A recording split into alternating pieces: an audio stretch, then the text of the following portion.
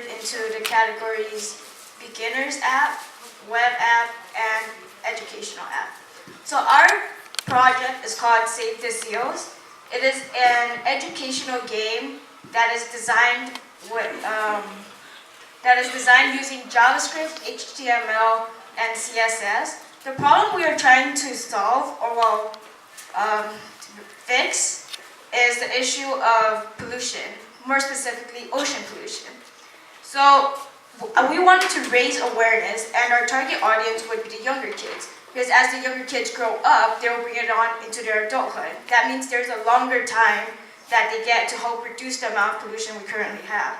We have over 1 trillion pieces of plastic in our oceans currently, and that's just plastic. That does not include oil spills or cans or soda or any other things that may go into our oceans due to drains.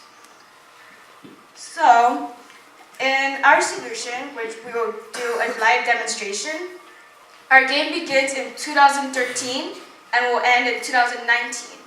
As each level progresses, there are more pieces of trash, signifying the increasing amount of pollution that we have in our country and globally. So Vivian, as you can see, there's pieces of trash that go down the screen, and as they go down, they respawn at the top. So there will always be trash in the game. After you complete the level by reaching the iceberg safely, we have a screen with educational information on it.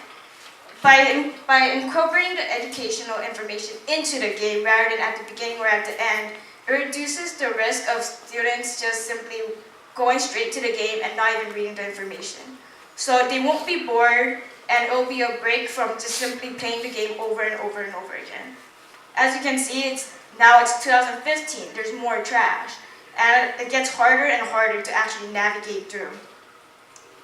At the end, which we will be reaching eventually, it's 2019 next, and there's now more and more trash going at much faster speeds because there's speed two. So obviously, sea animals have to experience this every time they're in the ocean. They get caught onto the pieces of plastic. They think it's food. They start eating it. They think they're full, but they're really not. And some of them actually end up starving to death. Go. Okay.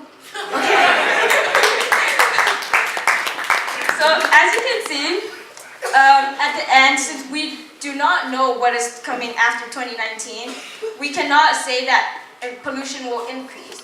At the trend that is going now, it will, but hopefully it will not. So we included ways that you can help reduce pollution. And as for kids, if they are even more interested, we also included a page extension.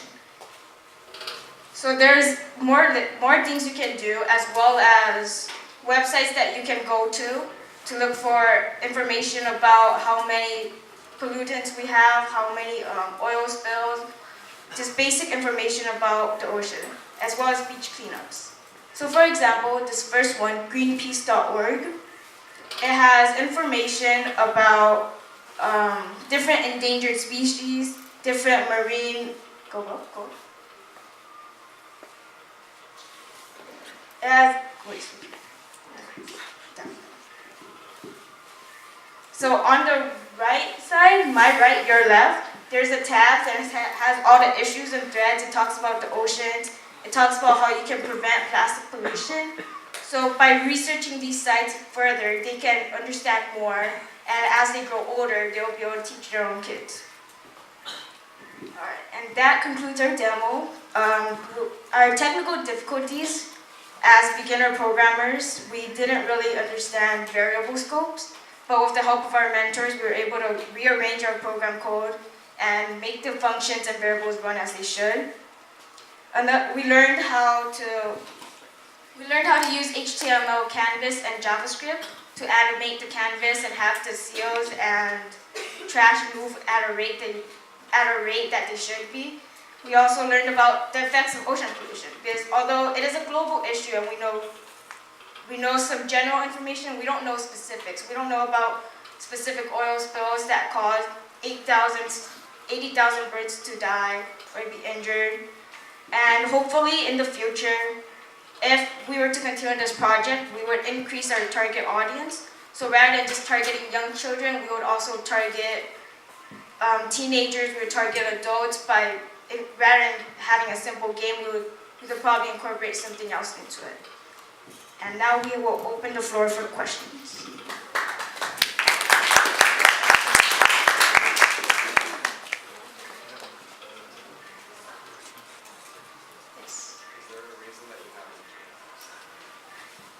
For the infinite lives, at first it was because we did not know how to incorporate an ending function into it.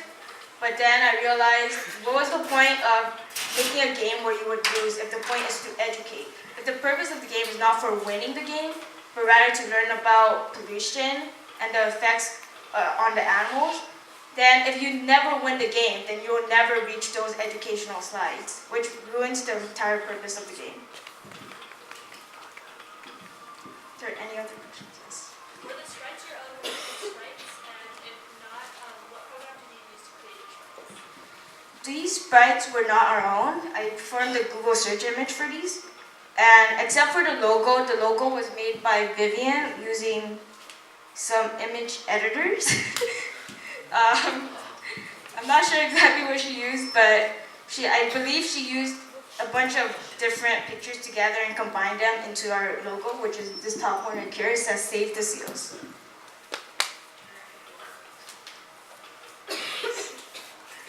Yes. You guys plan on adding more levels in the future? I know we talked about this.